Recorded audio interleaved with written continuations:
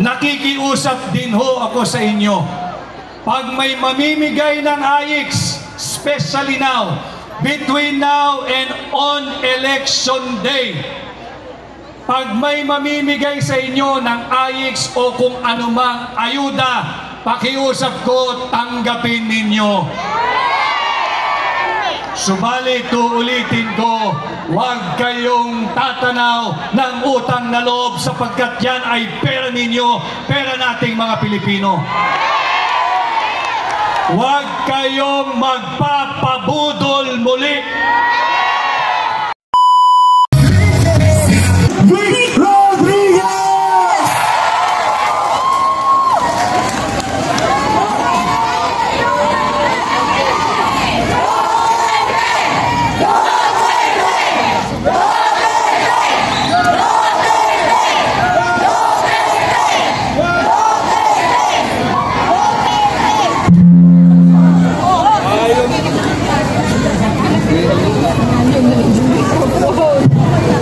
Mayong gabi kaninyong tanan.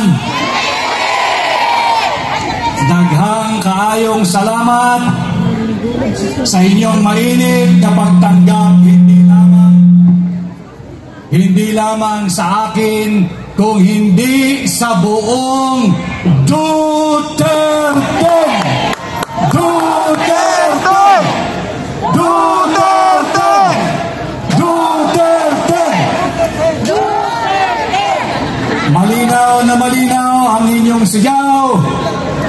Nakikita natin ang ating tagumpay sa May 12, 2025. Alam ho ninyo, nung aking tinanggap ang imbitasyon at hamon mula kay Pangulong Rodrigo Roa Duterte na pamunuan ang tunay at maisog na oposisyon sa Senado, nung ako ho ay nag-file initially ng aking certificate of candidacy, ako ho ay independent. Dahil sabi ko, ang aking katapatan ay tanging sa sambayan ng Pilipino lamang, ay tanging sa Republika ng Pilipinas lamang. At ang nais kong kasama, ang nais kong kapartido, ang nais kong kakampi ay kayo, sambayan ng Pilipino.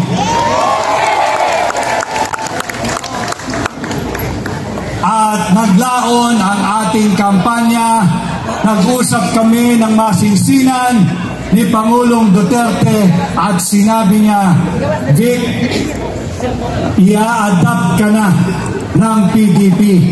Kung kaya't ako ay naririto ngayon sa harapan ninyo, kabahagi ng PDP at ng Duterte.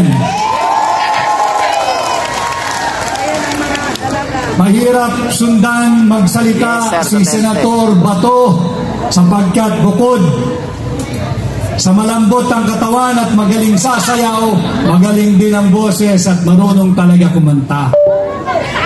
Subalit, pagka ginawa ko yung pakiusap mong sasayaw, malamang mag-uuwian kayo. Kanya pakinggan nyo na lamang ang mga mahalagang usaping panlipunan na dapat ninyong gawing gabay pagdating ng halalan sa pagpili ng inyong mga bagong leader ngayong May 12, 2025. Katulad ninyo, ako ay nabudol din. Kanya gagamitin natin ang ating kolektibong puwersa. Tayo'y maninindigan, tayo'y magsasama at ating ibabasura ang katunggali ng Duterte.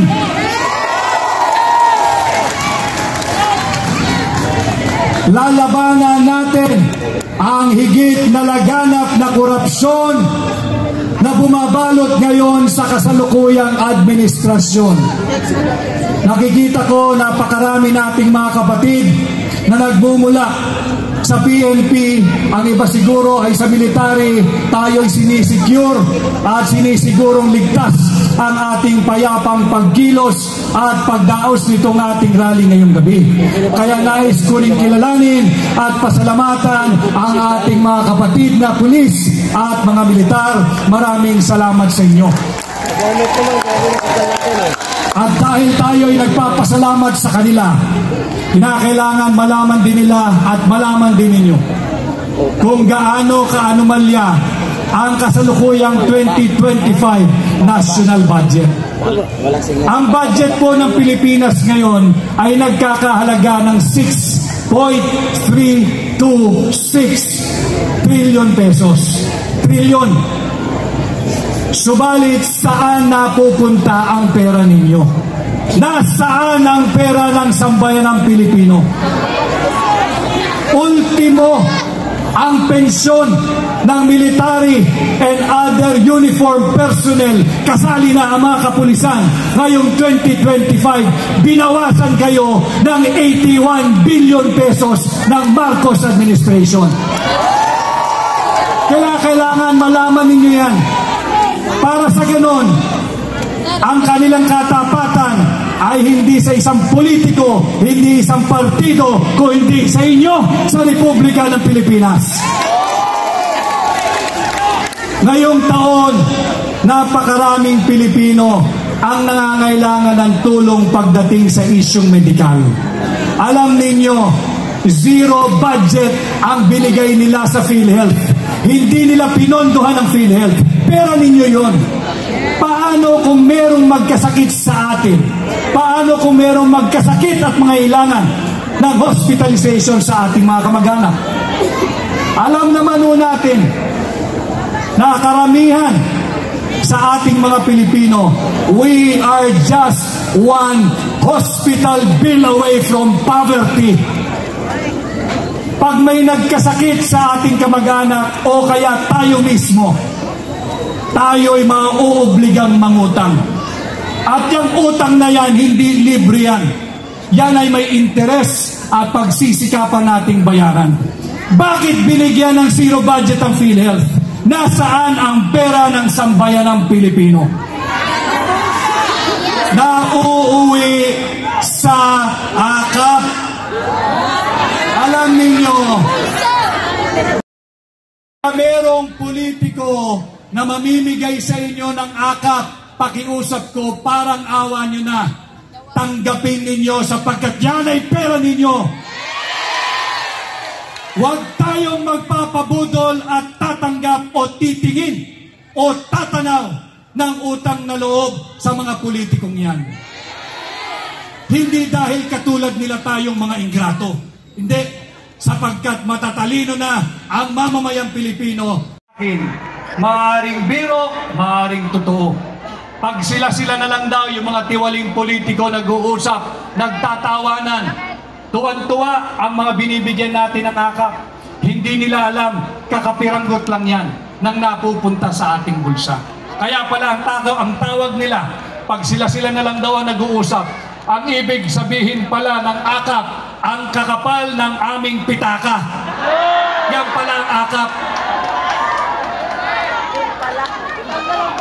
Nakikiusap din ho ako sa inyo. Pag may mamimigay ng AIX, especially now, between now and on election day, pag may mamimigay sa inyo ng AIX o kung anumang ayuda, pakiusap ko, tanggapin ninyo. Subalit, uulitin ko, huwag kayong tatanaw ng utang na loob sapagkat yan ay pera ninyo, pera nating mga Pilipino.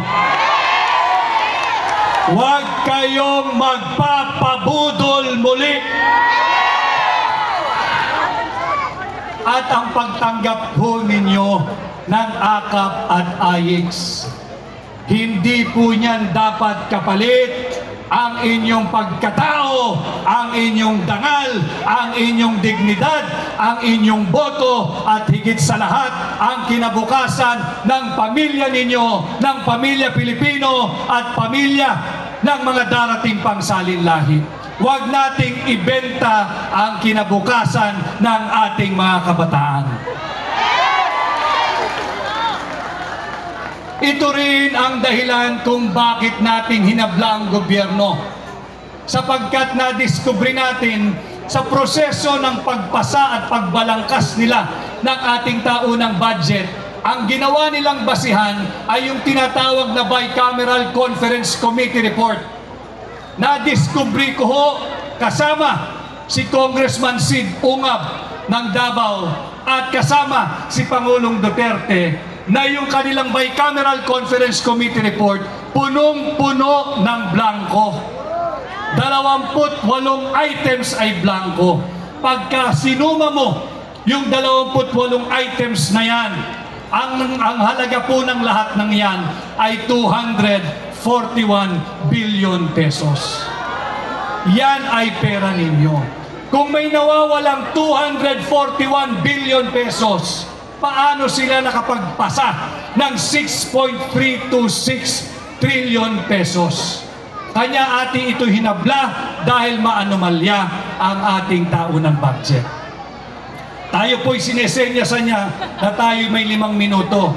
Pagpaumanhin ninyo sapagkat ang bansa natin ay nahaharap sa napakaraming seryosong problema na kinakailangan ng seryosong solusyon mula sa mga seryosong tao na senador ng Duterte. I love you, attorney! Kinakailangan alam ninyo itong mahalagang usaping panlipunan. Huwag nating ibenta ang ating dangal, ang inyong dignidad at ang inyong pagkatao.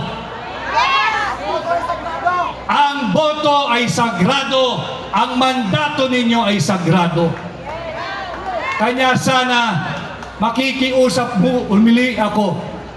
Pagdating ng May 12, kinakailangan nating itama ang maling direksyon ng ating bansa.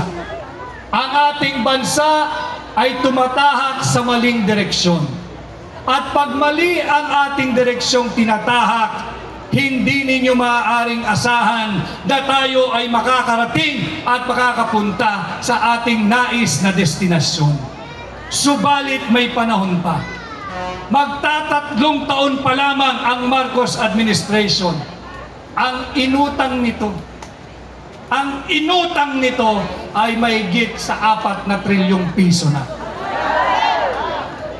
Babayaran ninyong lahat yan kasama ako. Yan ay pera natin at ito'y katotohanan. Ang utang ng Pilipinas sa ngayon ay halos 17 trillion pesos na. Pag yan ay pinaghati-hati natin sa 110 million Filipinos, lahat tayo ngayon dito magbabayad, pati pulis, pati militar. May pagkakautang tayong lahat nang hindi bababa sa 142,000 pesos bawat isa.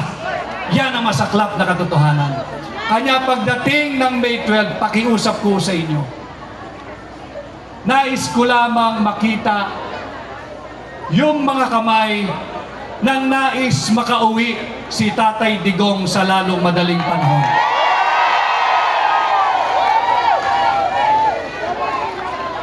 Kung nais po ninyo na may pagtanggol at may uwi natin si Tatay Digong, pakiusap ko po sa inyo, vote straight Duterte.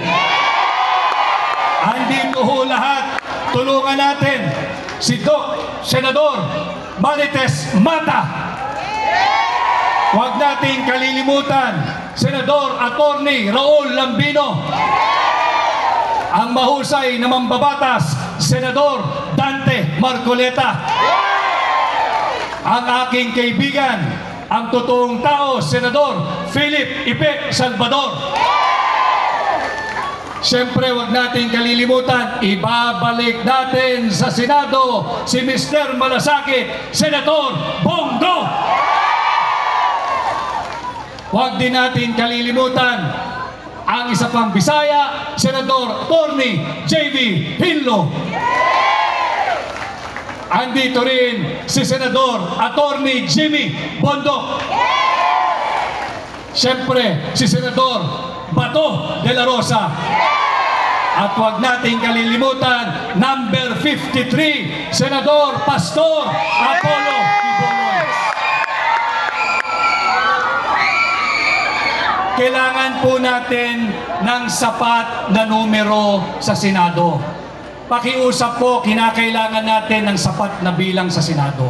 Sapagkat ang nasusunod na pag-atake nila ay ang huwad na impeachment laban kay Vice President Inday Sara Duterte. Hindi lamang pera ng sambayan ng Pilipino ang pinakikialaman nila. Pati ang posisyon ng pangalawang Pangulo ay nais na rin nilang nakawin sa inyo. Huwag tayong pumayag atin itong labanan. Kinakailangan natin ipagtanggol si Vice President Inday Sara Duterte. Magagawa ho natin yan sa tulong ninyo pag hinatid ninyo ang buong Duterte sa Senado.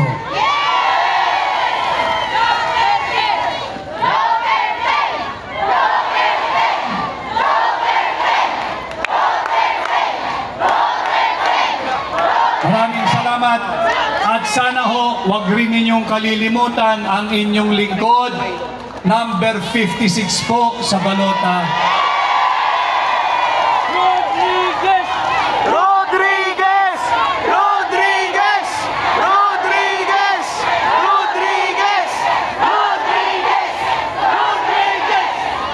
Number 56 po, madaling tandaan, 56.